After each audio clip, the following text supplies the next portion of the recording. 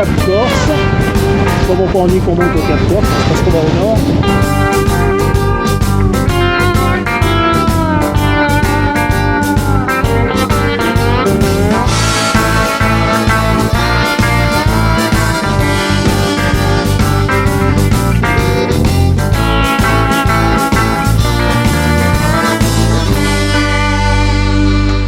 On est au niveau de l'île de Finocchiarola, au niveau du Cap Corse. Je pense qu'il ne doit pas être facile à passer pour aller d'est en ouest actuellement, parce que nous on avait du vent du nord, mais quand on arrive sur le cap c'est du vent d'ouest et puis qui est assez fort. On voit ça moutonne bien, on voit tous les bateaux passer vent arrière. On voyait aussi les éoliennes là, qui tournaient, qui étaient alimentées par du vent d'ouest. Voilà, donc on va voir demain, après-demain, comment ça se présente pour la traversée. Ça a été une navigation avec un vent qui ne correspondait pas à ce qui était prévu, parce que normalement on aurait dû avoir du vent d'ouest. Et en fait on avait vraiment du vent du nord. Donc on a fait toute... on a remonté, je ne sais plus, il devait y avoir 20 000, nous même pas 10 000. Mais on l'a remonté donc au près. Et il y avait quand même par moment 30 nœuds, 32 nœuds de vent apparent, quoi. Ça soufflait, il n'y a pas de doute.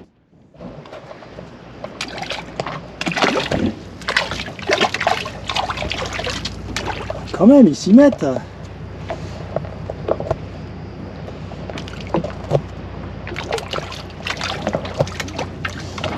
Et les mecs, je vous donne à bouffer, vous pouvez venir un peu plus, non, quand même.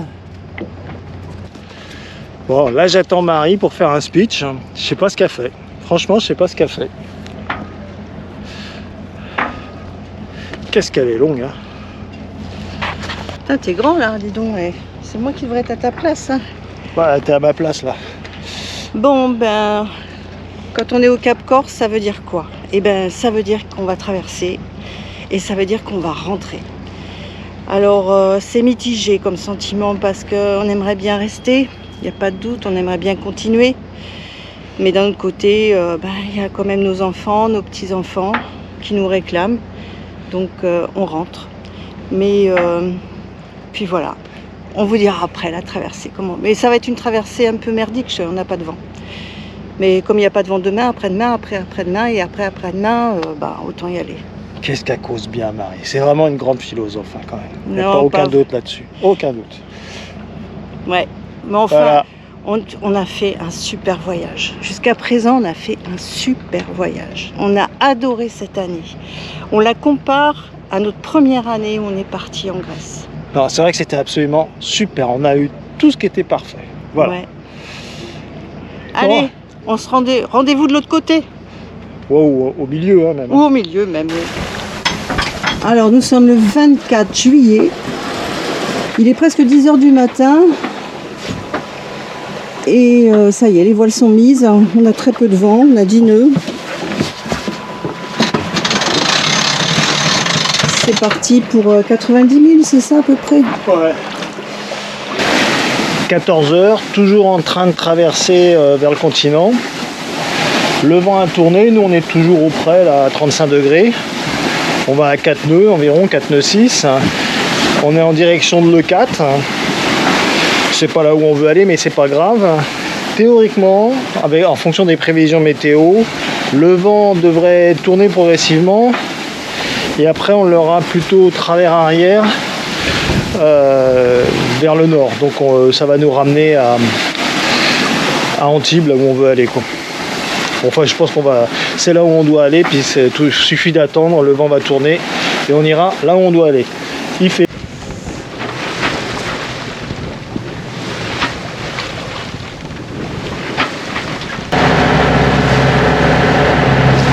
Ça fait 10 h qu'on est parti. Donc il n'y a plus de vent, ça fait un petit moment qu'on est au moteur. Et je pense que toute la nuit va se passer au moteur. On ne peut pas dire que c'est une navigation très tranquille, mais bon, c'est pas la meilleure, hein, du coup, parce que bon... C'est la belle vue quand même, hein. Très belle vue, beau coucher de soleil. C'est vrai que les couchers de soleil, c'est quand même très beau en mer, hein. 7h moins 10, le moteur est arrêté, on est posé à Antibes. Juste à côté. de notre ami Bernard avec son Bavaria 50.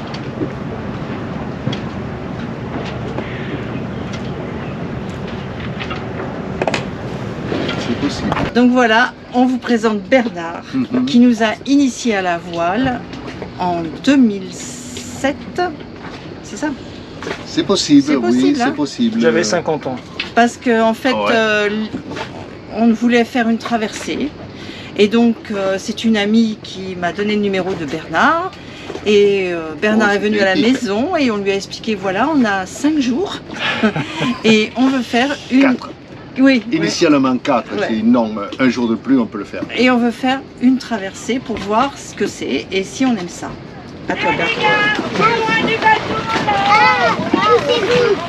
Waouh! Bonjour! C'est mignon ça. Et vous aviez vu donc des photos de Oui. Minorque, oui, c'est là qu'on veut aller tout simplement. Ouais, ouais. Donc je ne connaissais pas les personnages d'ailleurs, hein, Ouais, on se les connaissait pas personnages. du Hein. Et quand vous m'avez dit, ouais, mais de toute façon, naviguer, c'est ce que l'on souhaite, même si on ne s'arrête pas, on s'en fout, de toute Voilà. façon, on navigue, on dort, on navigue au point de la C'est ligne. ça, Et ouais. on a fait le tour de Minorque. Avec Morgane, qui est Avec un Morgane, first. oui, c'est ça, First 42. On a fait le tour de Minorque et on a pu rentrer, j'étais à Saint-Cyprien. Oui. Saint-Cyprien à ce moment-là. On a pu rentrer, la météo nous a permis de rentrer et de boucler les 5 jours d'une façon sympa. Et on est descendu à terre. On a fait quand même Mahon, Ciutadella. Mais on a fait Et Fornels, on a fait ouais, Mahon, ouais. on a fait Calacoves, on a fait Gualdana, on a fait Ciutadella, on a fait quand même pas mal de choses. Et grâce à... Allez, ouais, une petite anecdote quand même, tu vois. Donc, je vous connaissais un peu mieux, je connaissais votre envie de naviguer.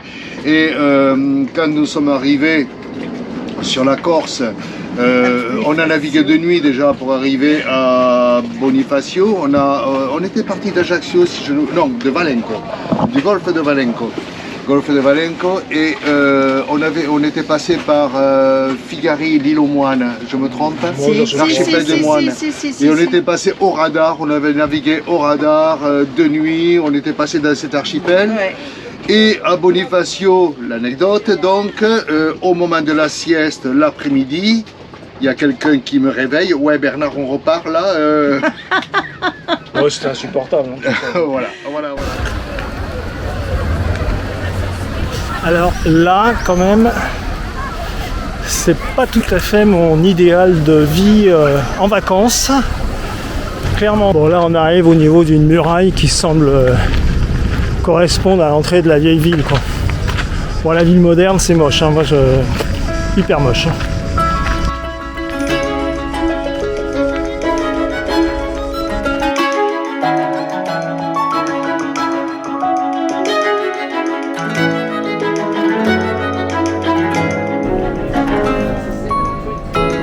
Comme dit Marilène, ça a un certain charme.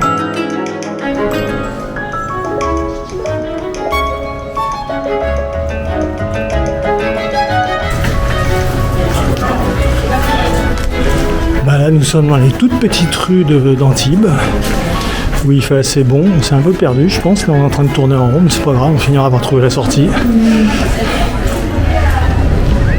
Ouais, ça marchait pas avec ça. Là, c'est quand même quelque chose. Hein. Là, aujourd'hui, un nouveau départ pour une grande navigation. On va aux îles du Lérins à 5000. Il n'y a pas de vent. On va partir prudemment sans voile. Et puis voilà. Et on part avec notre ami Bernard.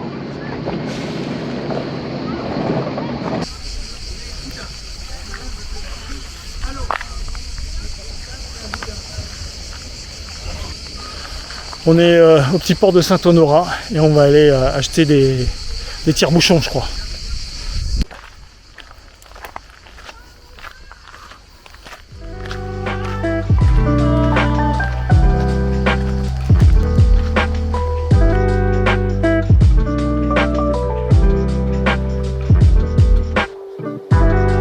Là, on est arrivé au monastère.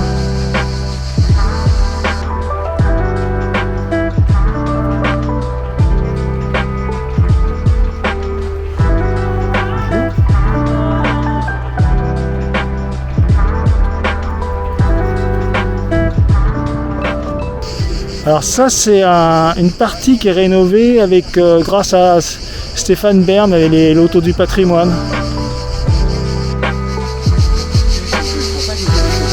Donc ça c'est une forge à boulet de canon. Ouais. Et normalement elle s'est inclinée et les boulets sortent. Bon. La descente des boulets. Et ils arrivent et t'as plus qu'à les cueillir. Chemin du retour sous les pins, c'est super agréable. On voit la grande abbaye au loin.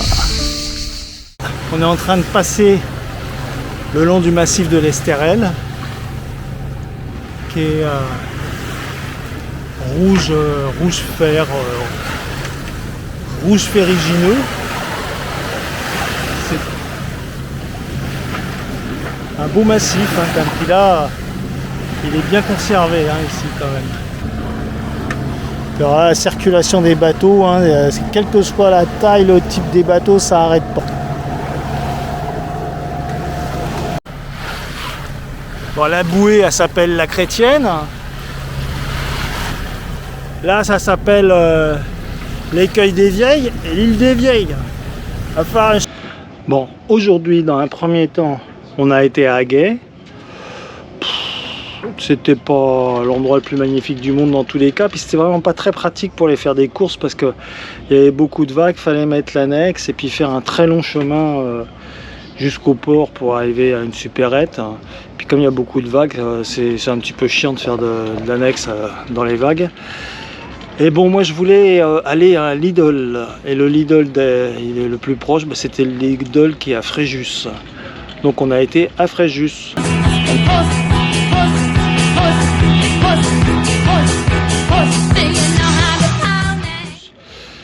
Alors là c'est blindé de bateaux à moteur et de joujoux avec des parapentes, des parachutes, des gens qui sont traînés. Puis alors les bateaux à moteur c'est des bateaux puissants qui passent au ras des bateaux à voile, ça te fait des vagues d'1 mètre. Bon, enfin bref, ça secoue vachement.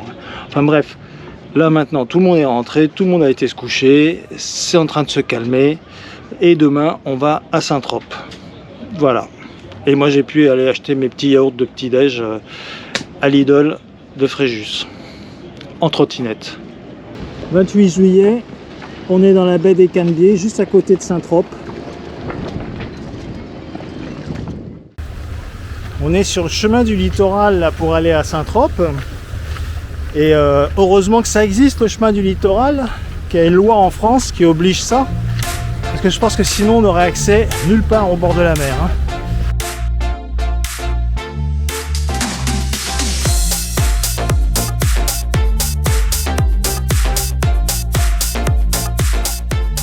On se prendra à Carcassonne là. Hein.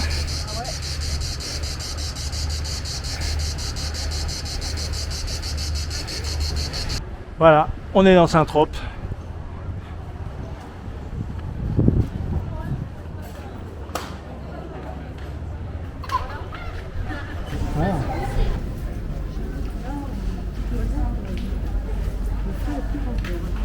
Ah, t'es comme ça, toi. Bon, là, je suis le long du port avec tous les gros bateaux. Il n'y a aucun doute qui sont bien là. Mais c'est très joli, il faut dire quand même. Hein. Soyons honnêtes. Sur la plage abandonnée, coquillages et crustacés, qui l'eût cru déplore la perte de l'été, qui depuis s'en est allé. On a rangé les vacances dans des valises en carton. Et c'est triste quand on pense à la saison du soleil et des chansons. Pourtant je sais bien l'année prochaine tout refleurira, nous reviendrons. Mais en attendant... Ah oui, la noire, ce sont des veuves. Ouais. Je suis pas encore veuve, hein, heureusement. Ouais. Bon, bah, un petit apéro chez Bernard. Voilà, Et bien voilà, à Saint-Trope. Voilà. Bon, sur Galéa, là, maintenant, après l'apéro, c'est le repas. Et donc, il y a du calamar, du rouget. Quoi d'autre? Chicken, poulet, calamar, rouget, poulet, et puis toute la préparation paella. Toute la Paella. préparation de paella. Bon. Voilà. Bon bah super. Pour les gens qui savent pas, Galéa c'est un restaurant. Voilà. On quitte la baie des Canebiers le 29 juillet. Alors cette nuit il y a eu un bordel avec un de ces gros bateaux, un yacht là. Je sais pas, à 1h du matin, ils ont dû rentrer je sais pas, de Saint-Trope, ils ont mis la musique à fond, ils ont fait la boum à sniffer de la coke, à boire de la vodka jusqu'à je sais pas quelle heure. C'est hyper irrespectueux et chiant, hein, putain. Bon, nous sommes arrivés à Port-Cros, sans vent au moteur. On va pouvoir aller voir le... On est sur une bouée qui est gratuite dans la journée jusqu'à 18h. Et on va partir, on ira à Porquerolles dans la soirée mouillée. Et là on va aller prendre l'annexe et on va aller à la Palue où il y a un parc à poissons. Voilà, ça a été la chasse-poursuite. Après Bernard, qui est allé à fond les manettes avec son annexe. Et on arrive au parc marin de Port-Cros.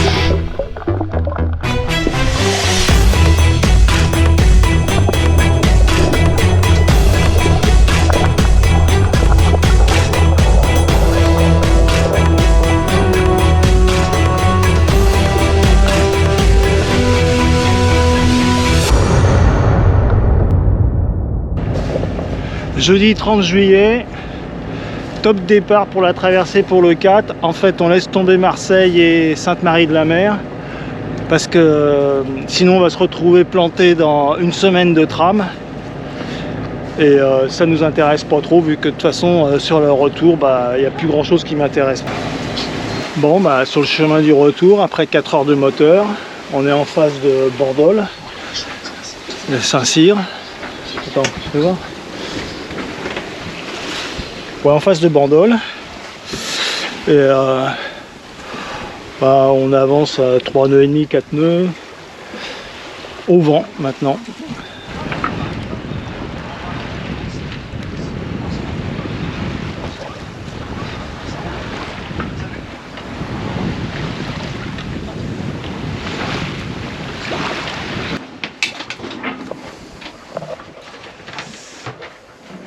Voilà. C'est notre dernier repas en mer. Hein. Enfin, repas du soir. Repas Petit du déjeuner soir, demain mais... matin. Ah oui, petit déjeuner demain matin. Allez, mais donne bon, avant que ça tiens, tombe, mon cœur. allez, va. Ratatouille avec des pâtes et du canard. Retour aux origines.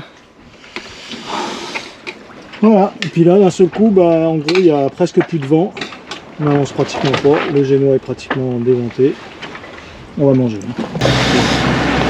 On est le 31 juillet, 2h du matin, de retour sur le 4. Allez, 1 heure, le vent est passé de rien à 15 nœuds à 120 degrés, puis 33 nœuds. Alors, on avait prévu le coup parce que c'est la nuit, on avait mis un gris dans la grand voile et 2 riz dans le génois, ce qui fait que le vent est resté à 33 nœuds à 120 degrés pendant 10 minutes. Il est resté à 20 nœuds pendant 20 minutes. Et puis il a redisparu à nouveau. Donc entre 1h et 2h du matin, toutes les manœuvres et on est à nouveau au moteur.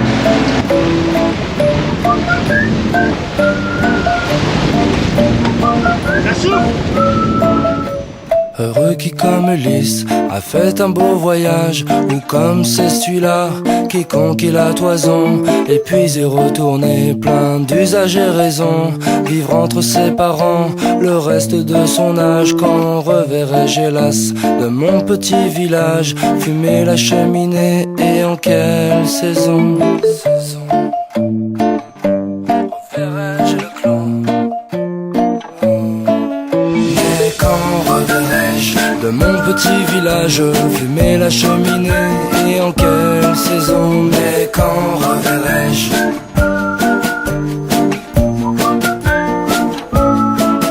Mais quand reverrai-je de mon petit village, fumer la cheminée, et en quelle saison? Mais quand reverrai-je? On arrive à Le 4 dans une demi-heure, une heure. Une demi-heure. Reverrai-je le clos de ma pauvre maison, qui m'est une province et beaucoup d'avantages? Plus me plaît le séjour qu'ont bâti mes aïeux que des palais romains, le front audacieux. Plus que le marbre dur me plaît l'ardoise fine, plus mon Loir gaulois que le Tibre latin, plus mon petit Liré que le Mont Palatin, et plus que l'air marin, la douceur angevine. Mais quand reverrai-je de mon petit village, fumer la cheminée, et en quelle saison? Mais quand reverrai-je?